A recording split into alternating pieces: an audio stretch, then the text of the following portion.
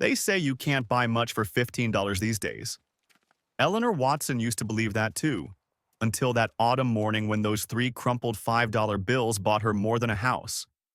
They bought her a past she never knew, a future she couldn't imagine, and a chance to believe again when the world had forgotten her.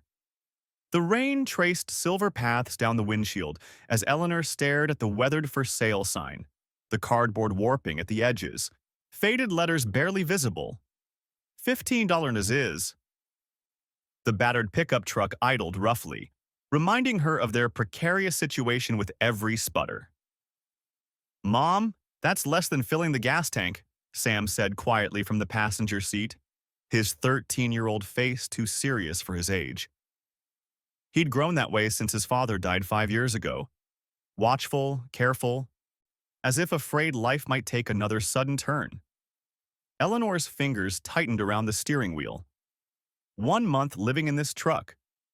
1 month of sneaking into public restrooms to wash, of parking in different lots each night to avoid attention, of pretending to former colleagues that everything was fine. All because a hospital decided a 55-year-old community nurse was expendable during budget cuts. She reached into her pocket and withdrew a small, folded watercolor, her mother's last painting before dementia took her memories. A modest farmhouse with blue shutters, an old oak tree stretching protective branches over its roof. Elizabeth Watson had painted dozens of versions of this same house throughout her life, though she never explained why. "It's where dreams live," she would say when young Eleanor asked. Now, Eleanor carried this final version everywhere since her mother's passing, a talisman of sorts. Her breath caught. The dilapidated structure before her, with its sagging porch and missing shutters, was unmistakably the same house. Down to the ancient oak with one lightning-scarred branch. "Wait here," she whispered to Sam, stepping out into the drizzle. The property's edge was lined with wild honeysuckle gone to seed, the scent faint but present. As Eleanor approached, her practical mind cataloged the obvious problems: roof with multiple leaks, broken windows, porch steps rotted through. But something else pulled at her, something unquantifiable, a sense of recognition. The real estate agent didn't even exit his car, merely rolled down his window and thrust paperwork at her. $15. No refunds, no guarantees, no inspection, he said flatly, already looking past her. Nobody's lived there in years. Bank's written it off completely. Eleanor handed over her last $15, emergency money she'd kept hidden in the lining of her wallet. Her hands trembled slightly as she signed the papers, wondering if desperation had finally driven her to madness. When the agent drove away without another word, Eleanor stood alone in the drizzle, key in hand. Property owner. The concept seemed surreal after a month of homelessness. "Is it really ours?" Sam appeared at her side, his backpack clutched to his chest. "Yes," Eleanor whispered, staring at the house. "It's really ours." For the first time in months, she didn't feel like she was running. She felt like she'd arrived somewhere that had been waiting for her. The door stuck, swollen from years of rain. Eleanor pushed with her shoulder and a cloud of dust billowed out like a sigh after long silence. The air inside smelled of mildew, old wood, and something faintly metallic. Every floorboard announced their presence with a protesting creak. From the shadows of what once had been a living room came a low growl. Sam froze. Eleanor instinctively moved in front of him. A large dog emerged slowly, thin, his golden coat matted and dirty, one ear torn. He growled again, but there was more fear than threat in the sound. "It's okay," Eleanor said softly. "We're not going to hurt you." Sam knelt slowly, extending his hand. "Hey there, buddy. You hungry?" The dog's tail gave a hesitant wag. That night, they slept on the living room floor, wrapped in the blankets they'd been using in the truck. The dog, whom Sam had already named Max, curled at their feet, one eye open as if still uncertain about these strange humans invading his territory. Rain tapped through the holes in the ceiling, creating puddles that Eleanor marked with the few empty containers they owned. "The stars are beautiful," Sam whispered, looking up through a large hole in the roof. Eleanor followed his gaze. For all the disrepair, there was something magical about seeing the night sky from inside their own home. Their home. The thought both terrified and comforted her. "We'll fix it," she promised, though she had no idea how. One step at a time. As Sam drifted to sleep, Eleanor lay awake, listening to the house settle around them. It groaned and creaked, not with complaint, but with what seemed like recognition. "We'll bring you back," she whispered to the darkness. And for a moment, she could have sworn she felt something shift in response, like the building itself had been waiting for someone to say exactly that. As Eleanor sat with her discoveries, the weight of starting over settled on her shoulders, a familiar burden to so many who've watched life unravel despite their best efforts. The night stretched long before her, memories and questions tangling like the cobwebs in the corners. Sunlight pierced through gaps in the roof the next morning, turning dust motes into floating gold. Eleanor woke to find Sam already exploring, his natural teenage reticence temporarily forgotten in the excitement of discovery. "Mom, come see what I found."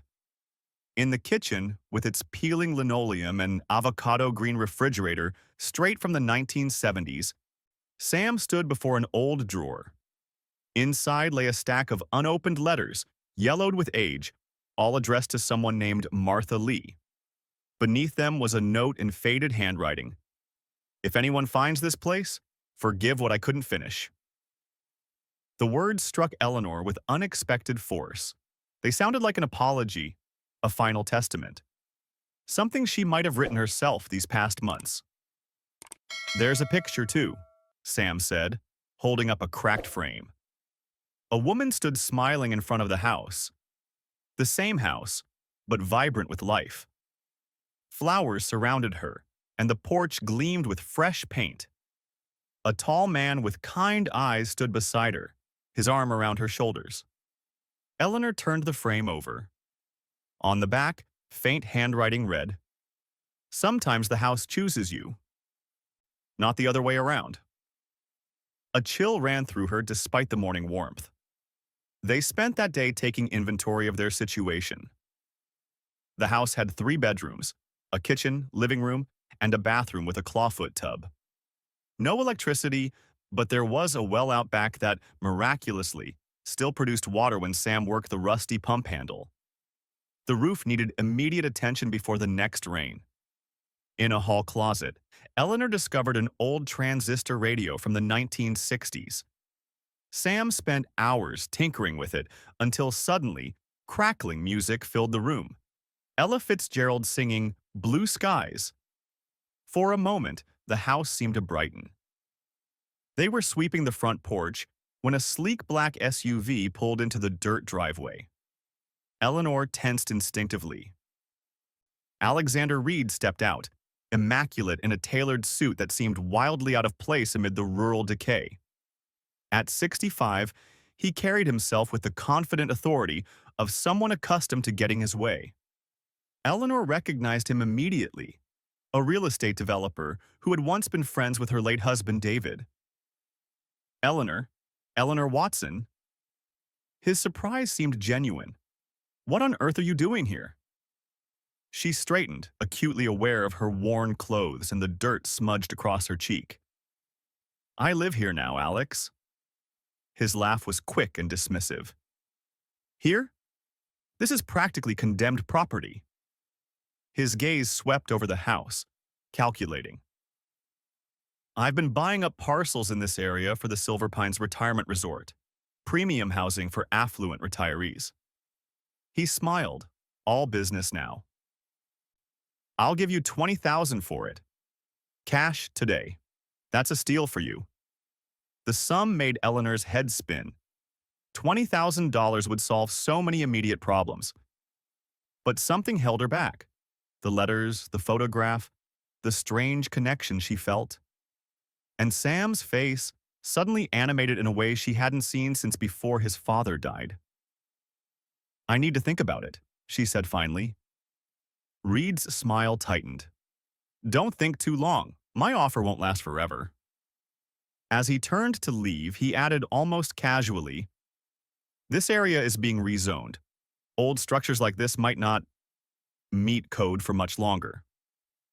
After he left, Eleanor sat heavily on the porch steps.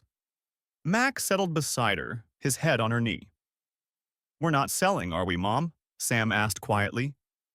Eleanor looked at the house, then at her son. "No," she said finally. "I don't think we are." Inside, the house seemed to exhale gently, as if it had been holding its breath. The following weeks blurred into a rhythm of work and discovery. Eleanor found part-time work at the local diner, bringing home leftover food that the owner, Hattie, insisted would just go to waste otherwise. Sam enrolled in the local school, initially quiet and withdrawn, but gradually making tentative friendships. Every spare dollar and minute went into the house. Eleanor learned to patch a roof from YouTube videos played on the public library's computers.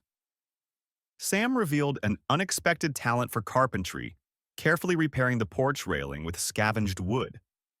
Max proved to be more than just a companion. He seemed to understand their mission, often leading them to areas that needed attention, barking at weak floorboards or standing patiently by walls that, upon inspection, revealed water damage. "It's like he knows the house," Sam said one evening as they ate dinner by candlelight, the soft glow illuminating the kitchen they'd managed to make almost functional. "Maybe he does," Eleanor replied. "He was here before us." In the hall closet, they found vintage wallpaper from the 1950s, blue flowers that matched the pattern in Eleanor's mother's painting. Beneath layers of grime in the bathroom, original hex tiles emerged, each one painstakingly laid by hand decades ago. The house was revealing itself to them piece by piece. One rainy night, Eleanor was startled awake by Max's insistent barking. She found him in the kitchen, pawing frantically at a section of floorboards near the back door. Sam appeared, rubbing sleep from his eyes. "What's wrong with him?" "I don't know." Eleanor knelt beside the agitated dog. The floorboard he scratched at moved slightly under her touch. "Hand me that flashlight." Together, they pried up the loose board. Beneath it was a small cavity containing a metal box sealed with rust. It took Eleanor's screwdriver and considerable persistence to open it. Inside, wrapped in oilcloth to protect from moisture, was a collection of papers, a pocket watch, and a photograph. The picture showed Martha and Thomas Lee on their wedding day, standing proudly before the house when it was new. Beneath everything lay a hand-drawn map of the property with an X marked behind the well, and a note in hurried handwriting. "Beneath the roots, the truth remains." The quiet moments between discoveries were when Eleanor felt the weight of their journey most keenly. Sitting alone on the porch after Sam had gone to bed, she often found herself wondering if places truly hold memories, if walls absorb the laughter and tears of those who lived between them, creating a tapestry of experiences that new inhabitants might somehow sense. The house seemed to speak in these moments, its creaks and sighs like a language she was slowly beginning to understand. The next day dawned clear, perfect for treasure hunting. Sam was up at first light, eager to investigate the map's mystery. Even Max seemed to understand their purpose, leading the way to the old well with purposeful strides. The spot marked X lay beneath a massive oak root. Digging was difficult, the earth packed hard from years of compression. Just as Eleanor was about to suggest they take a break, Sam's shovel struck something solid. "Mom, I found something." The box they unearthed was larger than the first, polished wood banded with iron. Inside, wrapped in faded velvet, lay dozens of journals filled with neat, flowing script. Martha Lee's handwriting chronicled her life in this house, the joys, the struggles, the love that seeped into every corner, and nestled among the journals, a glass jar filled with seeds. The note attached read simply, "Plant them, and remember a place is only dead if you stop believing it can grow again." The next morning, Sam insisted on planting the seeds along the front walkway. "They've waited long enough," he said solemnly. As they worked the soil, a voice called from the road. "Well, look at that! Someone's finally bringing the old Lee place back to life." Doris Miller stood at their gate, 78 years of living etched in the lines of her face, silver hair pulled into a neat bun. She carried a basket covered with a checkered cloth.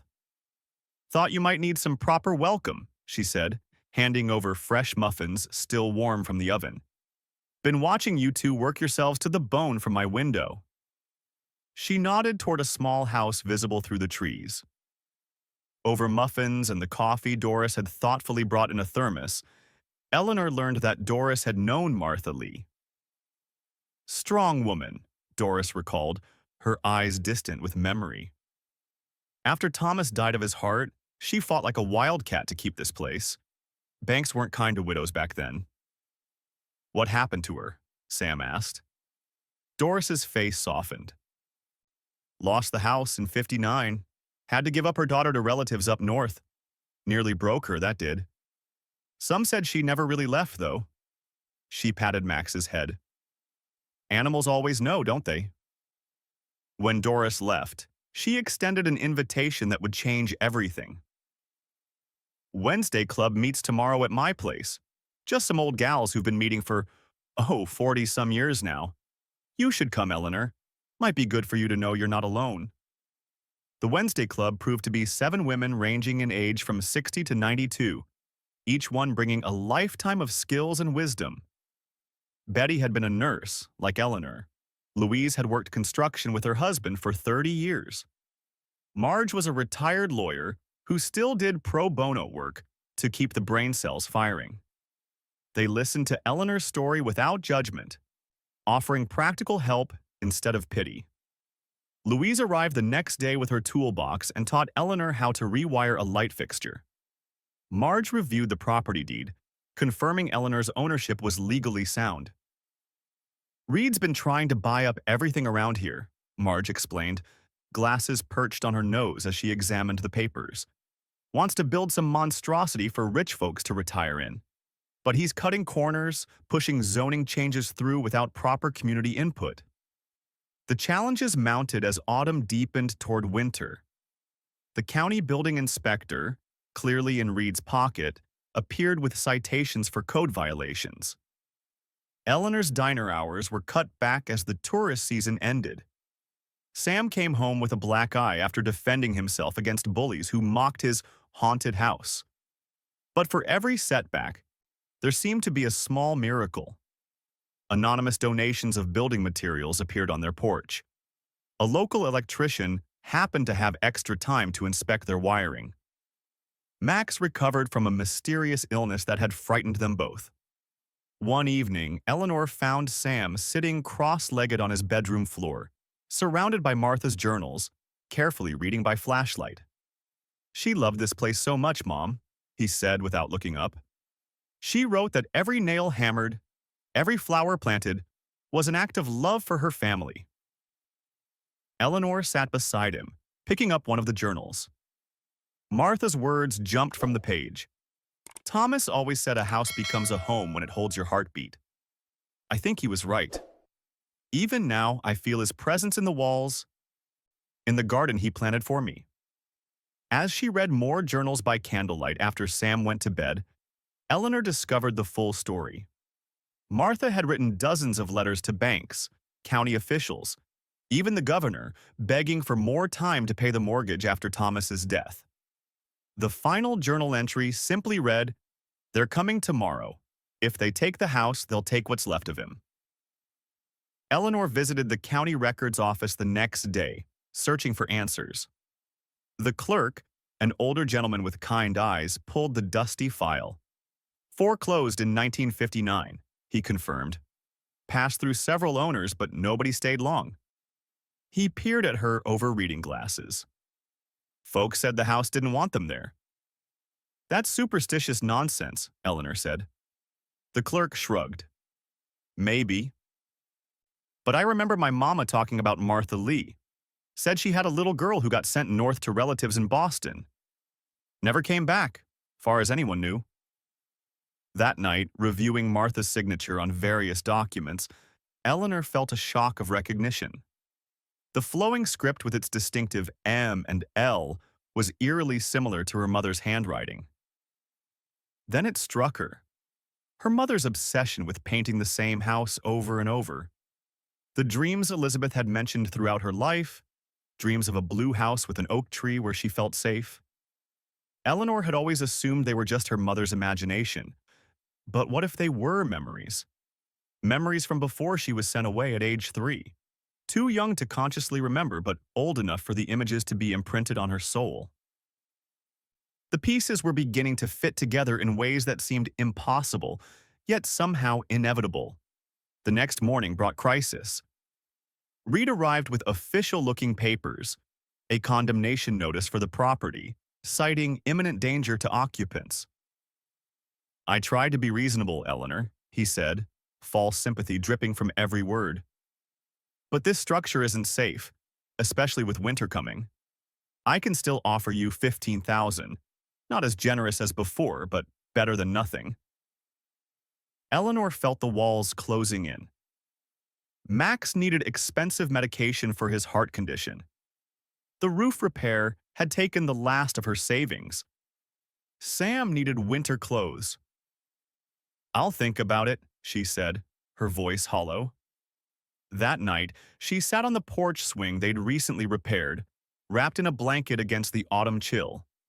Inside, Sam slept peacefully, Max curled protectively at his feet. What should I do? She whispered to the night air, not expecting an answer. Sleep eventually claimed her there on the porch, and with it came a dream so vivid it seemed more like visitation than imagination.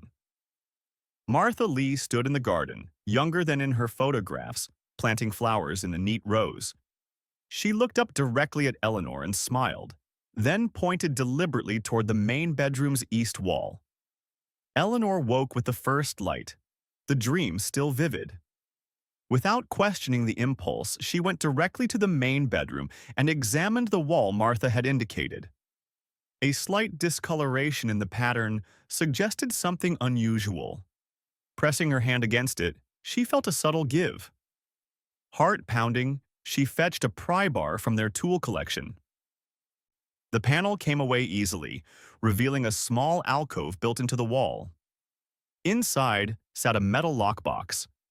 Eleanor's hands trembled as she placed the lockbox on the kitchen table. Sam watched wide-eyed as she tried various keys from their collection of found objects around the house. None worked. The pocket watch, Sam suddenly exclaimed, rushing to retrieve it from their previous discovery. The back of the watch concealed a tiny key, perfectly sized for the lockbox's delicate mechanism. Inside lay the missing pieces of Martha's story. A legal will never executed, the original deed to the property, Thomas Lee's carpentry certification. And most remarkably, a letter addressed to whoever loves this house enough to find this. My dearest finder, Eleanor read aloud, her voice catching. If you've discovered this box, then you've heard the house speaking to you. That's what Thomas always said. That houses speak to those willing to listen. This home was built with love in every board, every nail. If it now stands empty or broken, know it wasn't from lack of love, but from an abundance of greed in others. The letter continued, detailing how Martha had hidden her most precious documents and a small inheritance in a local bank under a different name, with instructions that they be held until someone could present the matching half of a torn photograph, the other half being enclosed in the lockbox. I leave all I have to whoever loves this house enough to hear its stories, the letter concluded. May you find the belonging here that I lost. Tucked into the final fold of the letter was a photograph. Martha holding a small girl on her lap, The child's face was hauntingly familiar.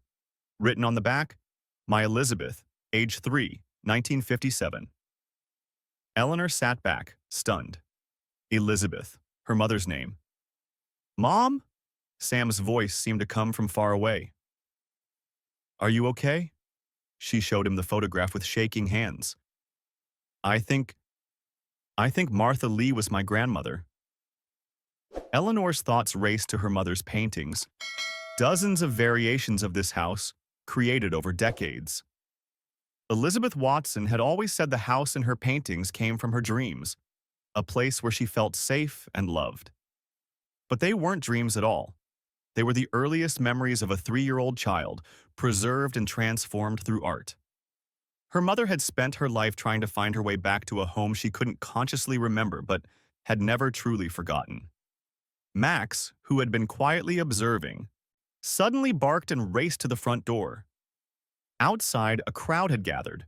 Doris, the Wednesday Club ladies, and several other neighbors Eleanor had come to know over the past weeks. Leading them was a young woman with a press badge. I'm Melissa Chen from the Oak Ridge Gazette, she introduced herself. Doris told me about what's happening here, about Reed trying to force you out. Her eyes shone with purpose. We'd like to tell your story, if that's okay. The article, titled The House Hope Rebuilt, ran the following Sunday, detailing not just Eleanor and Sam's journey, but Martha Lee's struggle 60 years earlier. It spoke of community, of history being erased by development, of the fight for home in its deepest sense. The response was immediate and overwhelming. Contractors offered services pro bono. The Historical Society launched an application to designate the house as a heritage site. Former clients from Eleanor's nursing days organized a fundraiser. Reed arrived 3 days later, not with bulldozers as Eleanor had feared, but alone, holding the newspaper. For once, his polished facade showed cracks. Your husband was my friend, he said finally. David always talked about wanting to restore an old place like this. Said modern houses lacked soul. He gazed at the work they'd accomplished. I didn't know this house meant something to your family. Eleanor stood firm. It means something to the whole community, Alex. Around them gathered neighbors. Some Eleanor knew, others she didn't. They formed a protective circle around the property, a human barrier against the machines Reed had threatened to bring. Marge stepped forward, legal papers in hand. We've filed for an emergency injunction against any demolition based on both historical significance and Eleanor's legal inheritance claim. She held up the will and documentation they'd found. Martha Lee's will was never properly executed, but it's still valid, and we have proof Eleanor is her direct descendant. Reed's confidence visibly faltered. This development means jobs, tax revenue. So will our alternative proposal, Doris interrupted, her voice stronger than her fragile frame suggested. The community center and affordable senior housing we've been pushing for years, on the vacant land the county already owns, without destroying our history. The confrontation ended not with a dramatic surrender, but with a begrudging acknowledgement. Reed agreed to meet with the community council to discuss alternative development plans. His parting words to Eleanor held a note of genuine respect. David would be proud of what you've done here, he said quietly. He always said you were the strongest person he knew. Later that night, as Sam slept soundly for the first time in weeks, Eleanor sat with her mother's painting in one hand and Martha's photograph in the other. The resemblance between her mother and the little girl in Martha's lap was unmistakable.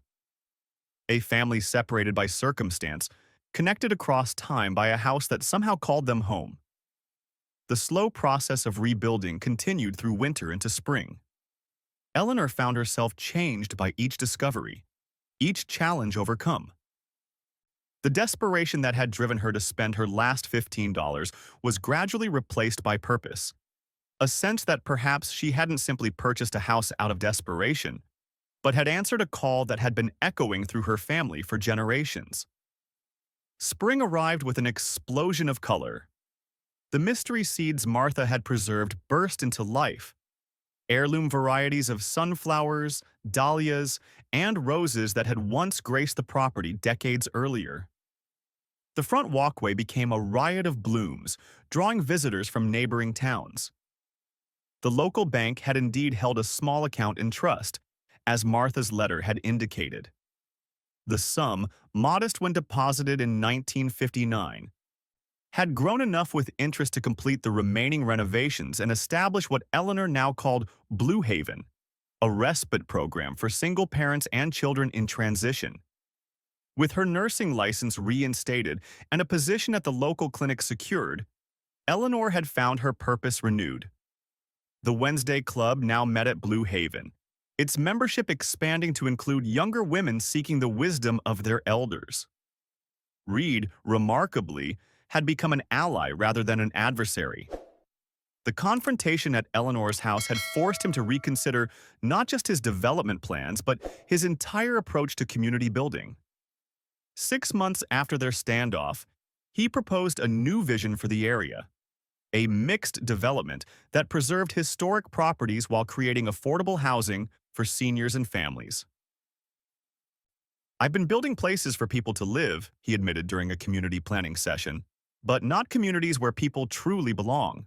He glanced at Eleanor. "Sometimes it takes seeing something through new eyes to understand its real value." The transformation in Reed became a surprising subplot in Eleanor's story, a reminder that sometimes adversaries can become advocates when they connect with the humanity behind an issue. His resources, combined with the community's determination, accelerated the restoration of several other historic properties in the area, creating a heritage district that brought new life to the town.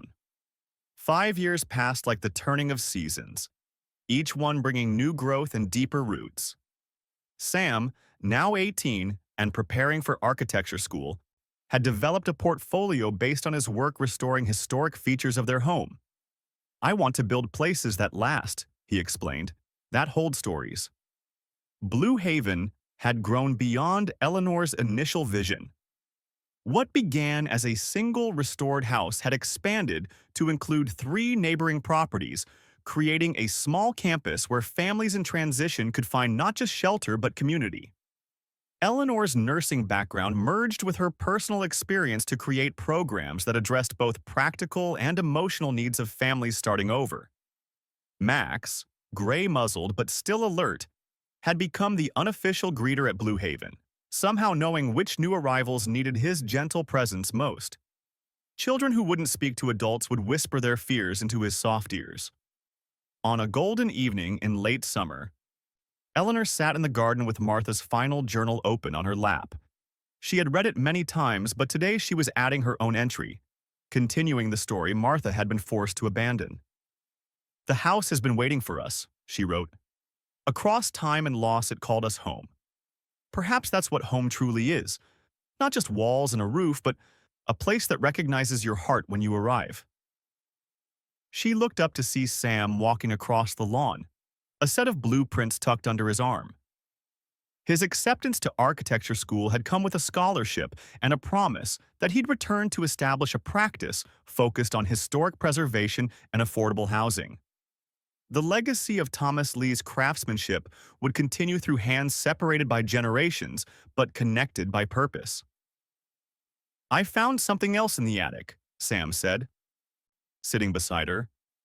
He handed her a small wooden box carved with oak leaves. Inside was a delicate silver locket. When Eleanor opened it, she found a miniature version of the photograph she now knew so well, Martha and Elizabeth, along with a lock of child's hair. "She never stopped loving her," Eleanor whispered.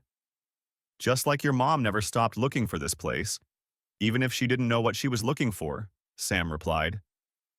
"Maybe that's why she painted it so many times. She was trying to find her way back." Eleanor fastened the locket around her neck, feeling a circle close.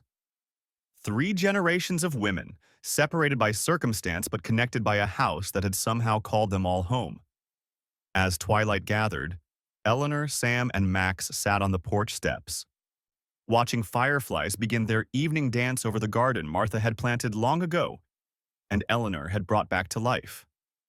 The renovated house glowed with warmth behind them, windows illuminated against the coming darkness, the blue shutters, painted to match Eleanor's mother's watercolor, standing out against the white clapboard.